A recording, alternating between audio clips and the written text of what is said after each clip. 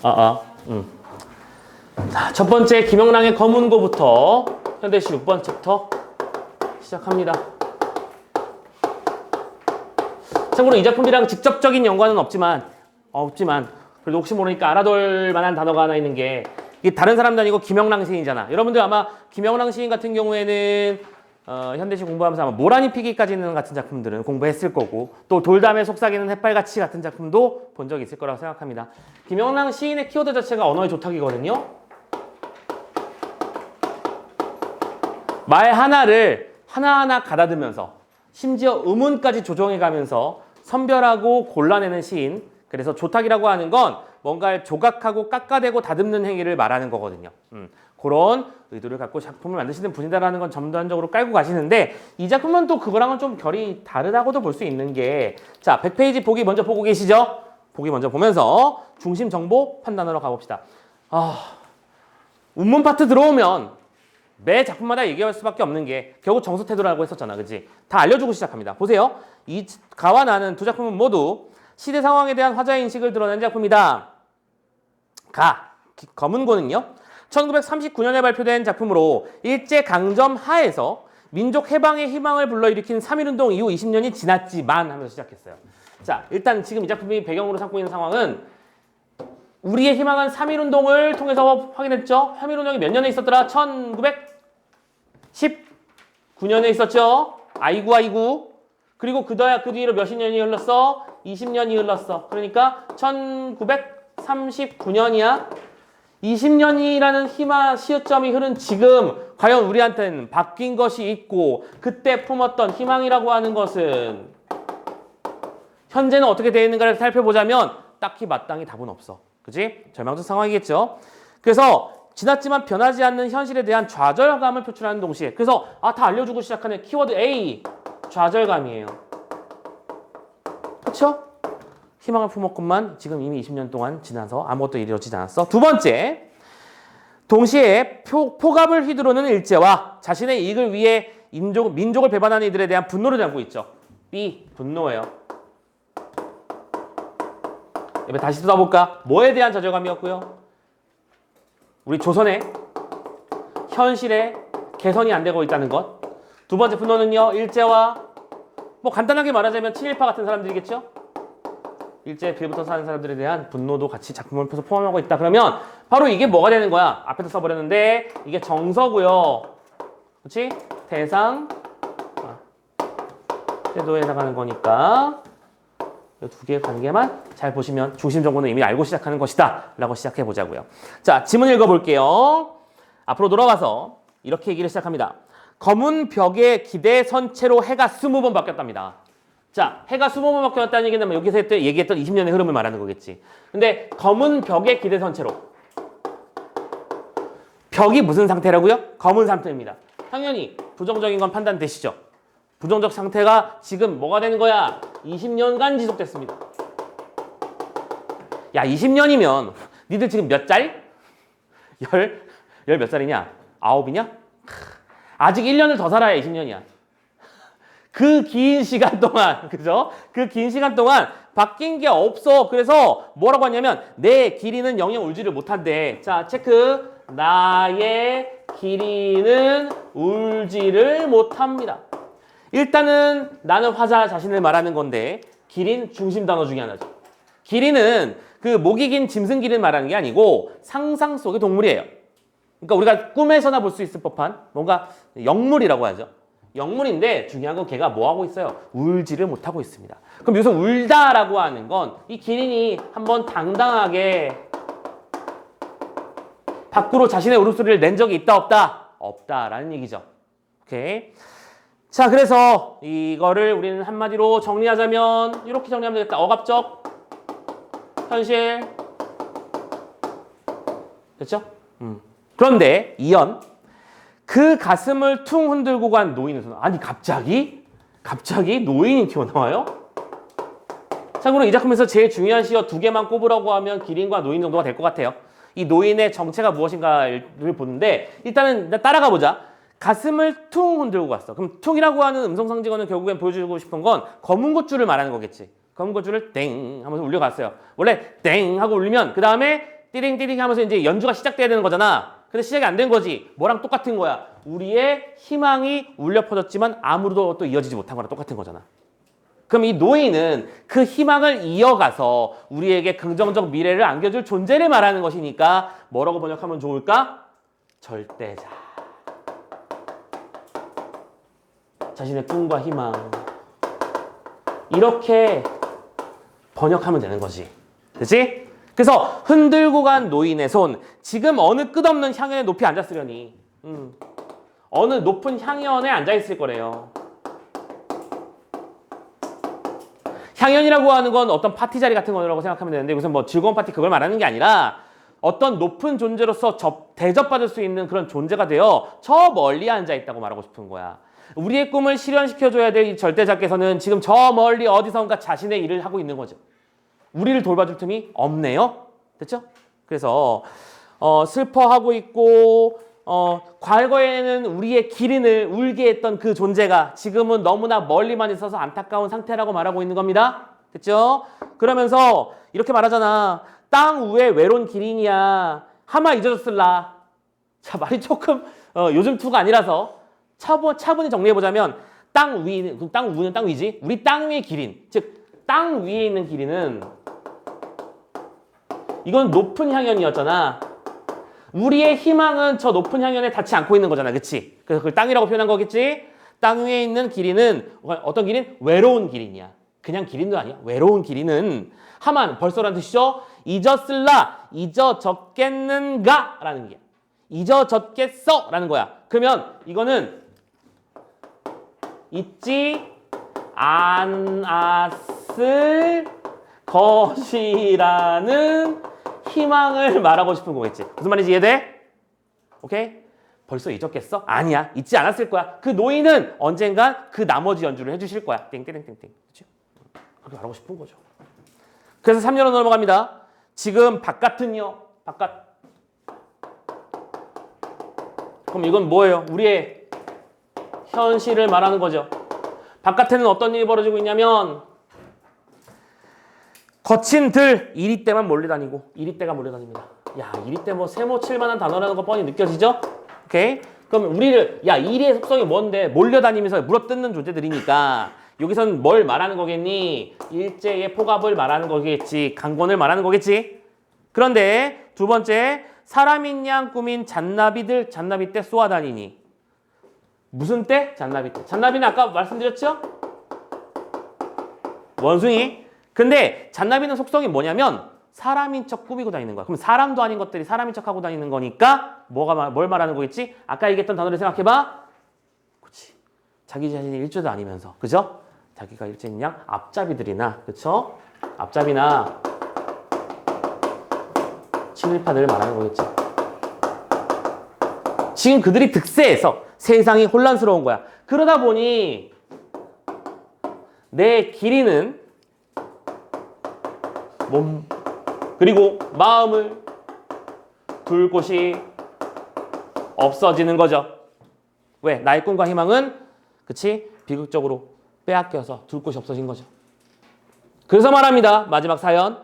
문 아주 굳이 닫고 벽에 일선 채. 그래서 화자는 어떻게 하기로 했냐면 문을 어떻게 굳이 굳게 닫고요. 그러면 그러니까 문을 닫는다라고 하는 것은 지금 바깥에서 얘들이 돌아다니고 있는 거잖아.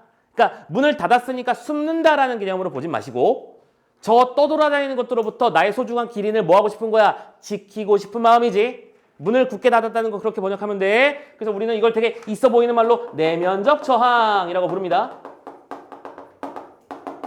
문을 아주 굳게 닫고 검은 벽에 기대는 건 어쩔 수 없어. 그치? 그러니까 그건 이제 벽이 아니라 검은 벽이 아니라 그냥 벽이죠. 미안. 벽에 기대선 채. 오케이? 해가 또 한 번 바뀌었어요. 이제 몇 년이 됩니까? 플러스 21년 차가 되는 거네요. 됐죠? 또 한 해가 가고 있지만 나는 어떤 걸 느끼고 있어? 이 밤도 내 길이는 이 밤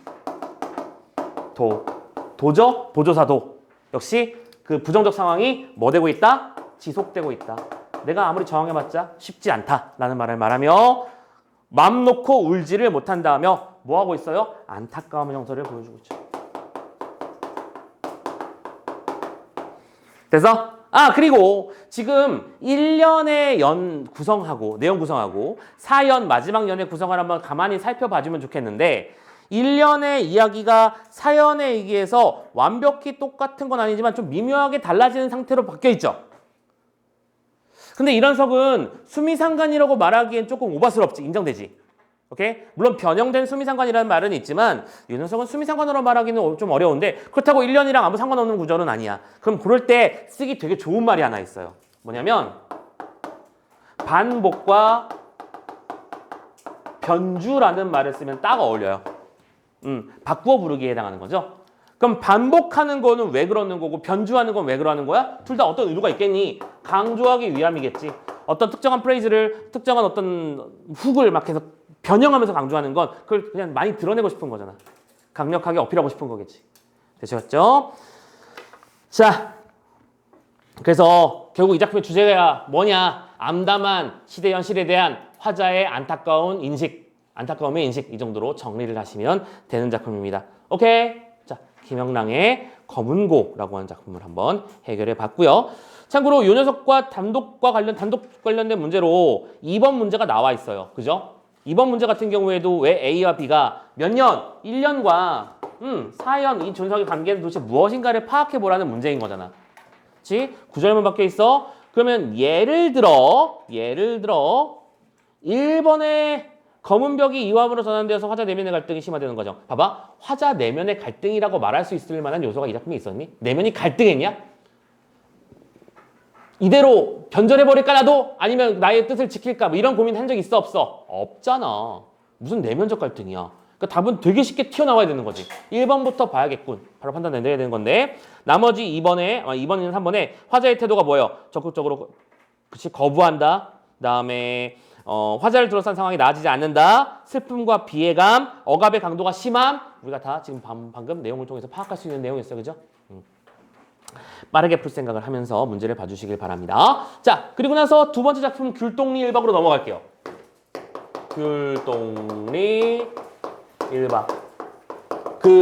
여러분들이 아마 곽재구 시인 하면 가장 알만한 작품으로는 이거 안 배웠을 가능성이 더 적어. 사평역에서.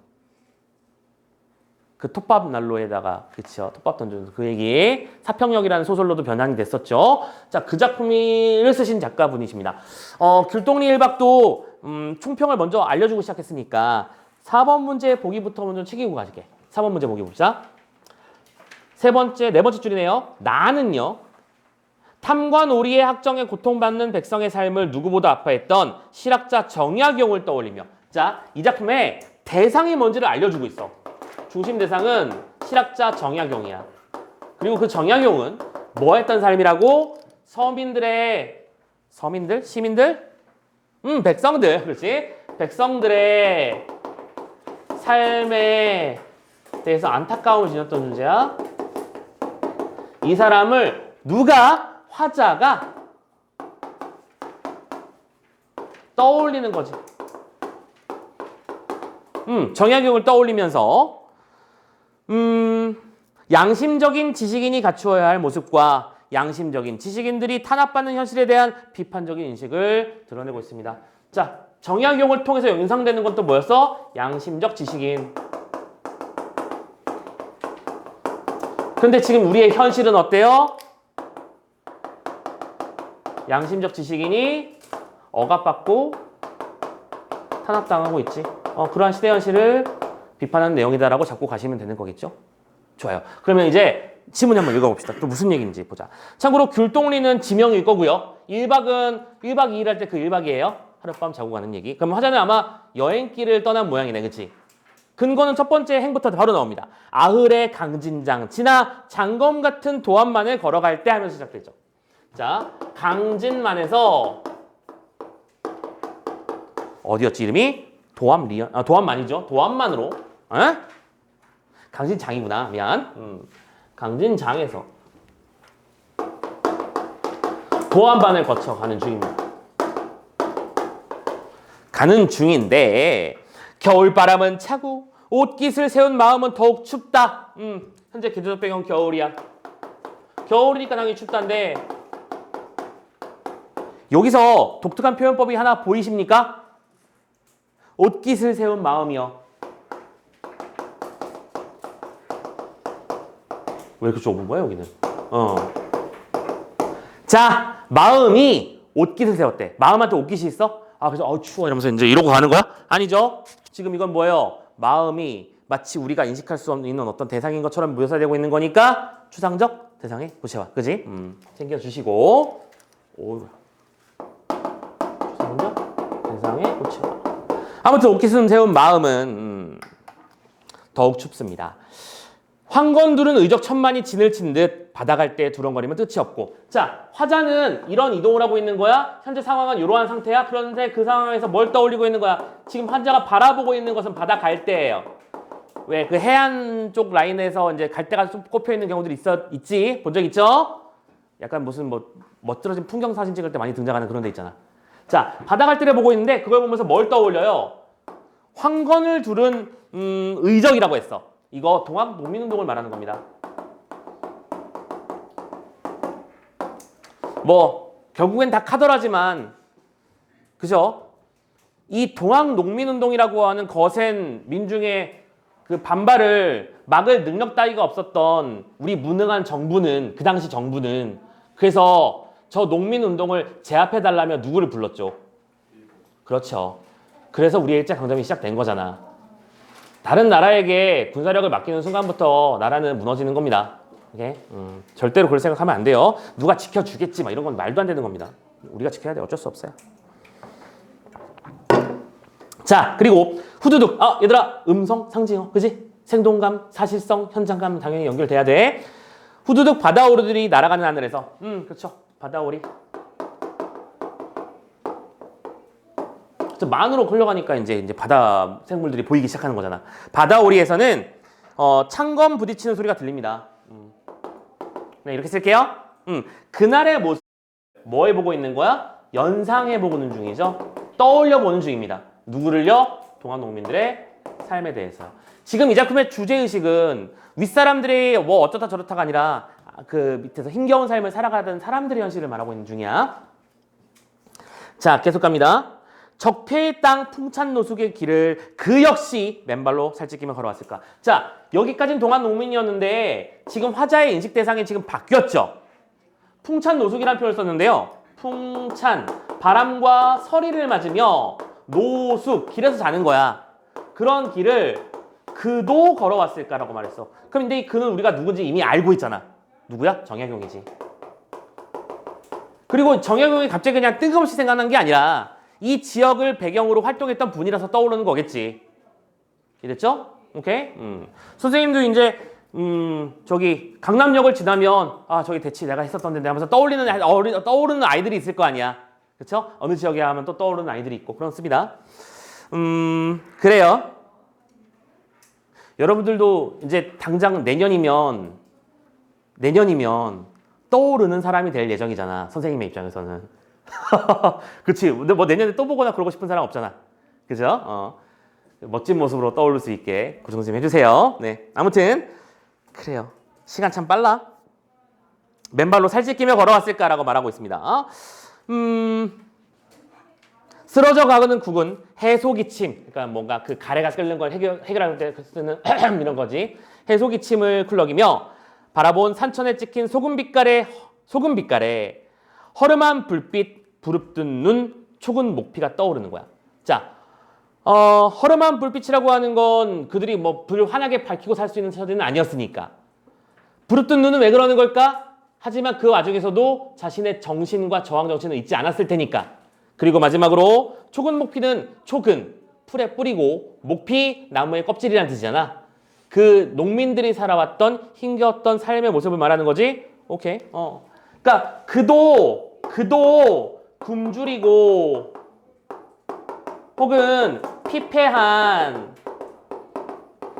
백성들을 떠올리지 않았을까라고 말하는 거야. 됐어? 내가 지금 현재 강진장에서 도안만으로 걸어가면서 바다 갈 때 바다오리를 보니까 동학농민이 떠올랐거든. 정약용도 이 길을 걸으며 풍찬노숙의 길을 걸으며 굶주린 백성들과 도탄에 빠진 백성들의 모습을 떠올리지 않았을까? 라고 하는 거죠. 됐어? 연상관계 잘 보세요. 어느덧 귤동 삼거리 주막에 이르렀습니다. 청소 이동했네요. 저 불동 삼거리까지 왔고요. 이제 주막에 도착했습니다. 공간의 이동이야. 당연하게도. 이제 얼굴 탄 주모는 생굴안주에 막걸리를 내오고. 뭐 얼굴이, 그러니까 주모가 얼굴이 탔다는 얘기는 뭐 안전하고 편안한 안락한 삶을 살았던 사람은 아닌 거겠지, 그치? 야, 그리고 니들은 굴 좋아하냐? 막걸리를, 요즘에 막걸리도 진짜 개발이 잘 돼가지고 옥수수 막걸리, 밤 막걸리, 아무튼 별의별 막걸리가 다 있어요. 예전에 그 다른 선생님 한 분하고 막걸리 전문점을 가보재. 뭐 그런 데가 있어요. 가봤거든? 야, 씨, 개쩔어. 그날 죽는 줄 알았어. 종류별로 다 돌면서 먹다가 나중에 머리 깨지는 줄 알았어. 요즘은 진짜 좋더라. 종류별로 맛도 많고 나중에 꼭 먹어봐. 과음만 하지 말고요. 인간 쓰레기 되지 마시고. 그런 녀석들이 있어요. 자, 아무튼 그래요. 그만 생각하고. 그래서 한 잔 들게나 다산 하면서 혼자 중얼거리고 있었지.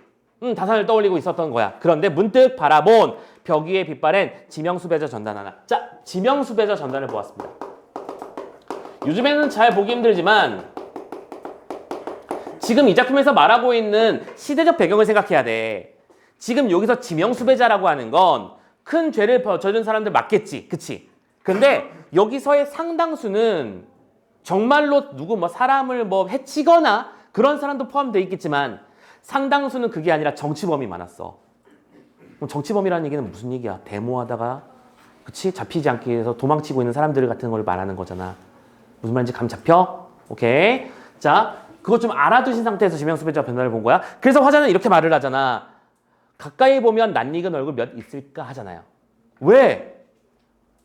내가 범죄자랑 친하냐? 근데 친할 수 있는 거잖아. 내 대학 동기, 오케이? 연고대, 뭐 예를 들어 연대에 있던 내 그 데모하던 그 첫 번째 친구, 학생회장, 오케이? 저기 중앙대 어디에 시위대에서 앞에 선두를 맡았던 그 친구, 오케이? 그렇게 알 수 있는 거잖아.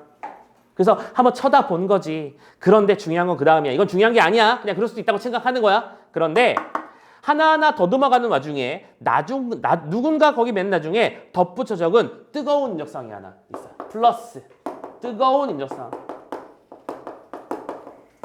누가 반농담조로 거기다 적어놓은 거지. 오케이?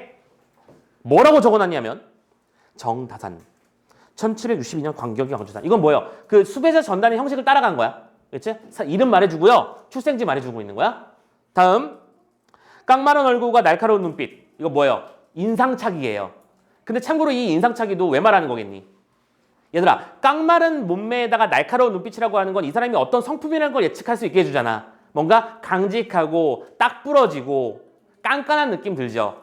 이해됐어? 오케이. 그런 사람일 거라고 예측할 수 있는 사람인데 전직 암행이사 아우사이면서 목민간 그 사람의 직업이야.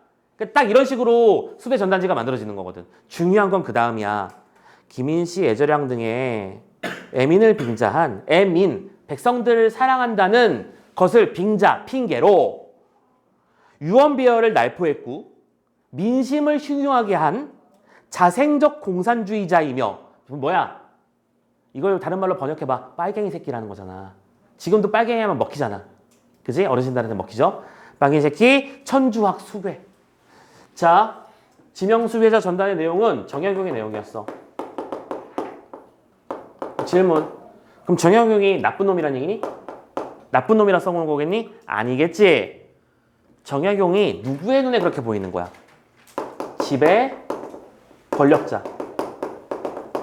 얘 눈에는 백성을 생각하는 저 녀석은 짜증나. 그잖아.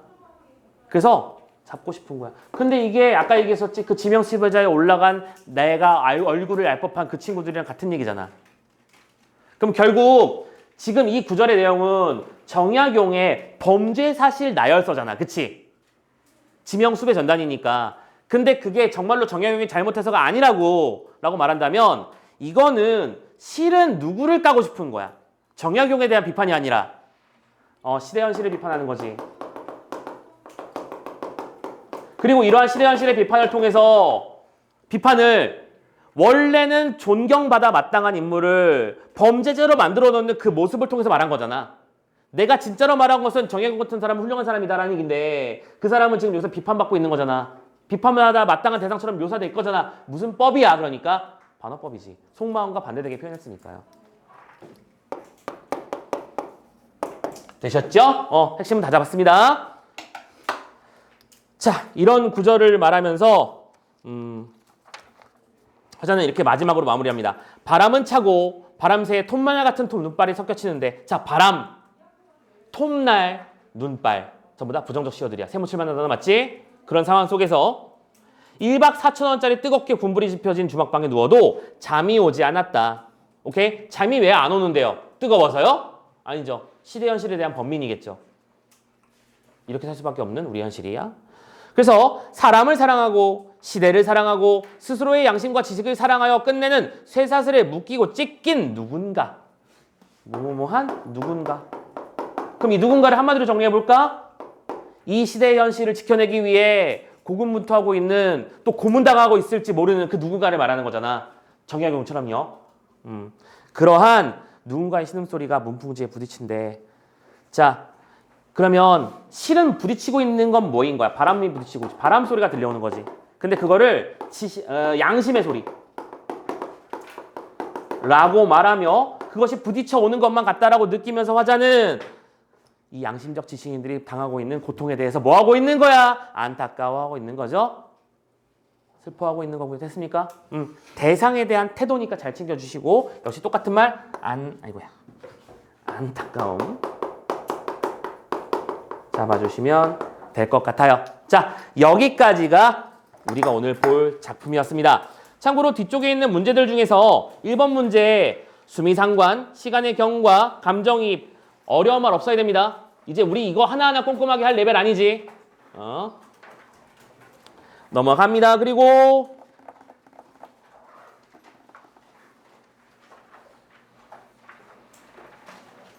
넘어가자. 마무리해도 괜찮을 것 같아. 자, 아무튼 여기까지 보느라 고생하셨고요. 다음 주에도 얘들아, 우리 다음 주까지만 여기서야. 알겠지? 그 다음 주는 저기서야. 알아두시고 한 주 또 잘 보내시길 바랍니다. 고생하셨습니다. 그리고 얘들아, 우리 그러니까 다음 주도 수업할 거고요. 내신 기간에 상관없이 수업합니다. 그리고 두 번째 5월 5일도 수업합니다. 우리는 고3이에요. 알겠죠? 안녕. 잘 가.